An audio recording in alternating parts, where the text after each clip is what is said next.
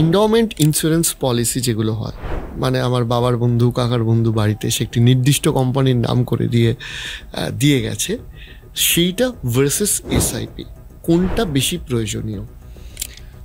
দুটোর দুটো গুণাগুণ আছে। আমরা যখন খাবার খেতে বসি, প্লেটে ভাতও থাকে, মাছও থাকে, শাকসবজিও থাকে। তো এই দুটো প্রোডাক্টের দুটো গুণাগুণ।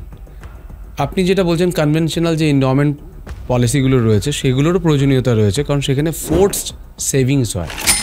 আপনি 20 বছর বা 15 বছরের জন্য যদি প্রোডাক্টটা কেনেন, আপনাকে চালিয়ে যেতেই হবে, সেই কমিটমেন্টটা আপনাকে দিতে হয়। তো আপনি পড়াশোনা করেছেন, আমি পড়াশোনা করেছি, আমরা যে কোনো গোল অ্যাচিভ করেছি, সেখানে কিন্তু এটা রেগুলার বেসিস, এটা ডিসিপ্লিনের খুব ইম্পর্টেন্স ছিল। সেই প্রোডাক্টটা কিন্তু ওই এন্ডাওমেন্ট প্রোডাক্ট। আর এসআইপি হচ্ছে আমাকে এই এন্ডাওমেন্ট পলিসি সেই রিটার্নটা দেবে না যেটা আমাকে এসআইপি দেবে। আমার কিটিতে এসআইপিও থাকতে হবে, কারণ আমাকে রিস্ক একটু নিতে হবে, যেহেতু আমার গোলটা অনেক বড়। তাই জন্য আমার কিটিতে এন্ডাওমেন্ট পলিসিও থাকবে, আবার এসআইপিও থাকতে হবে।